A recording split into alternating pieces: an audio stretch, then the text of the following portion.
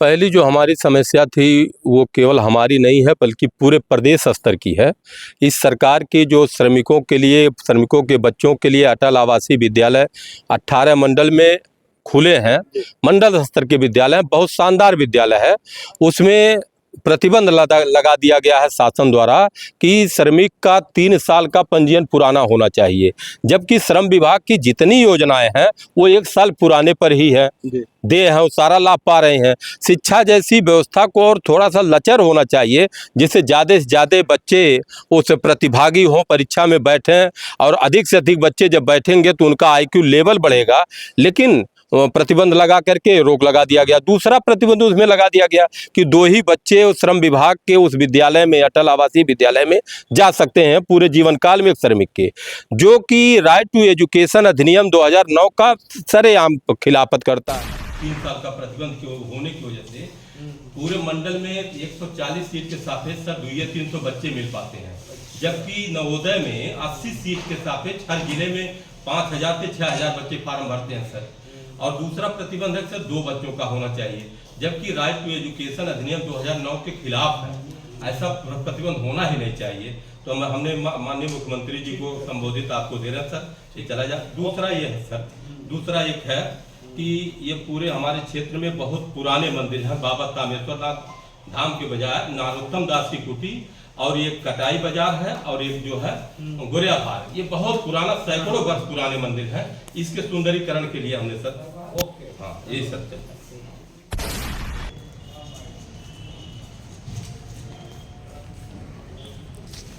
नमस्कार, आप देख रहे हैं SMT न्यूज़ 24 और मैं हूं शैलेंद्र मणि त्रिपाठी। हमारे साथ वार्ड नंबर 18 के जिला पंचायत सदस्य राम सुरेश चौरसिया हैं। आज ये DM कार्यालय पे आए हैं और अपने क्षेत्र की 2 समस्याओं को लेकर ज्ञापन दिया। हम इनसे जानेंगे पूरा क्या मामला, किस बात को लेकर ज्ञापन दिया है। पहली जो हमारी समस्या थी वो केवल हमारी नहीं है बल्कि पूरे प्रदेश स्तर की है। इस सरकार की जो श्रमिकों के बच्चों के लिए अटल आवासीय विद्यालय 18 मंडल में खुले हैं। मंडल स्तर के विद्यालय बहुत शानदार विद्यालय है। उसमें प्रतिबंध लगा दिया गया है शासन द्वारा कि श्रमिक का 3 साल का पंजीयन पुराना होना चाहिए, जबकि श्रम विभाग की जितनी योजनाएं हैं वो 1 साल पुराने पर ही है दे हैं, वो सारा लाभ पा रहे हैं। शिक्षा जैसी व्यवस्था को और थोड़ा सा लचर होना चाहिए, जिससे ज़्यादा से ज़्यादा बच्चे उस प्रतिभागी हों, परीक्षा में बैठें, और अधिक से अधिक बच्चे जब बैठेंगे तो उनका IQ लेवल बढ़ेगा।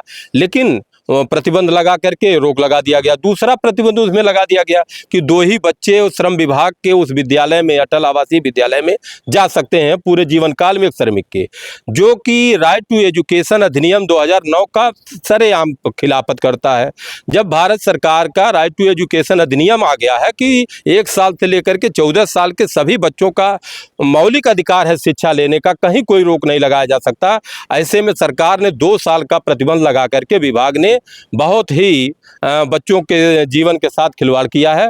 हम समझते हैं इस बात को माननीय मुख्यमंत्री जी को संज्ञान में नहीं है, इसलिए हम लोग आज अपने संगठन की तरफ से माननीय जिलाधिकारी महोदय के द्वारा मुख्यमंत्री को दिया जाए कि यह प्रतिबंध हटा करके, और जिससे ज़्यादा से ज़्यादा, जैसे अटल आवासीय विद्यालय के अतिरिक्त नवोदय विद्यालय है, CHS है, ऑल इंडिया सैनिक है, विद्या ज्ञान है, जितने भी विद्यालय हैं केंद्र के हों चाहे राज्य को, कहीं कोई प्रतिबंध नहीं है 2 बच्चों का। तो ये गरीबों के विद्यालय में बच्चों के लिए प्रतिबंध लगाना उनके साथ नाइंसाफी है। सिर्फ एक ही में ही अटल आवासीय में ही प्रतिबंध लगा, केवल पूरे देश में अटल आवासीय विद्यालय पर ही प्रतिबंध 2 बच्चों का है। नहीं तो सरकार तो इसको, बच्चों का मौलिक अधिकार है शिक्षा लेना, उनका मौलिक अधिकार में सम्मिलित हो गया है 2009 में, और 2000 अप्रैल 10 से ये लागू भी हो गया पूरे देश में। लेकिन ये विभाग के लोग पता नहीं कहां अपने AC के कमरे में बैठ कर, प्रतिबंध से सुरेश जी क्या नुकसान हो रहा है? इस प्रतिबंध से नुकसान यह है कि 140 सीट कक्षा 6 में इनके स्वीकृत हैं, और 300 से 400 बच्चे पूरे मंडल से आ रहे हैं परीक्षा देने के लिए, जबकि नवोदय विद्यालय में 5000 बच्चे बैठते हैं 80 सीट के लिए। अब आप देखिए, अगर 5000 बच्चे बैठेंगे तो समाज में 5000 बच्चे पढ़ेंगे, उनका IQ लेवल बढ़ेगा, शिक्षा का माहौल बढ़ेगा। ये सरकार ये चाह रही है, इस विभाग के लोग ये चाह रहे हैं कि हमको, जैसे देहात में कहा गया है, हमको चना खाने के लिए दे देंगे लेकिन हमारा दांत निकाल लेंगे। तो ये इतना प्रतिबंध लगा दे रहे हैं जिससे उनको बच्चे ही नहीं मिल रहे हैं, बच्चे नहीं मिल पा रहे हैं। आप बताइए, कहीं कहीं तो हमने कानपुर मंडल में सुना है कि 140 सीट के सापेक्ष 136 फार्म ही जमा हुआ। इनको पूरे मंडल में बच्चे नहीं सीट मिल से रहे। कम फार्म जमा हो रहा है। कम फार्म जमा हो रहा, मिल ही नहीं रहे बच्चे। और जबकि प्रधान, लेखपाल और शिक्षा विभाग के सारे अधिकारी सब लोग गांव-गांव बच्चे खोज रहे हैं। विभाग के लोग बच्चे खोज रहे हैं, बच्चे मिल ही नहीं लोग रहे। बच्चे खोज रहे हैं, बच्चे नहीं मिल रहे हैं। बच्चे मिल ही नहीं रहे। जबकि नवोदय जैसे और जितने कंपटीशन, सेंट्रल गवर्नमेंट हो चाहे स्टेट गवर्नमेंट हो, सब जितने भी राजकीय विद्यालय, सब में फार्म इतना अप्लाई हो रहा है कि उसमें छांट नहीं पा रहे हैं। हमारी मांग है कि परीक्षा में बैठने का हक दिया जाए और मेरिट के आधार पर सबके जितने भी प्रतियोगी परीक्षा पास करते हैं, मेरिट के आधार पर उनका चयन किया जाए। यही हमारी ये मांग। काफी जेन्युइन मांग आपने उठाई है। क्या लगता है सरकार आपकी मांग को पूरी करेगी? हमको एकदम विश्वास है कि माननीय मुख्यमंत्री जी के संज्ञान में ये बात ज्यों आएगी और जरा सा अगर कोई भी अधिकारी सोचेगा तो तुरंत इस मांग को मान लेना चाहिए और मानेंगे भी, क्योंकि राइट टू एजुकेशन जो बच्चों का है, ये एकदम उसके खिलाफ में है। क्या विभाग को इस बात की जानकारी नहीं कि जितनी जगह हम उस जगह को नहीं भर पा रहे हैं, तो कमी कहाँ रह जा रही है? विभाग को बखूबी जानकारी है। विभाग जिले स्तर के एकदम परेशान हैं, लेकिन जो सचिव स्तर के हैं, आईएएस अफसर हमारे इस विभाग के हैं, प्रमुख सचिव जी हैं और बोर्ड के जो सचिव हैं, उनके संज्ञान में सारी बातें हैं, लेकिन वो जान ही नहीं पाते। हम क्या करें, लखनऊ में बैठ करके समझ ही नहीं पाते हैं धरातल पर क्या हो रहा है, क्यों ऐसा हो रहा है। उन्हें ये नहीं सोचना चाहिए कि अगर हम नियम में थोड़ी ढिलाई करेंगे तो निश्चित ही बच्चे जो संख्या कम होती है वो पूरी हो जाएगी। वही तो हमारी मांग है। अगर उन नियम में ढिलवाही कर दे, 2 बच्चों का प्रतिबंध हटा दे, जैसे कहीं नहीं प्रतिबंध है तो इस विभाग में क्यों लागू किया जाए?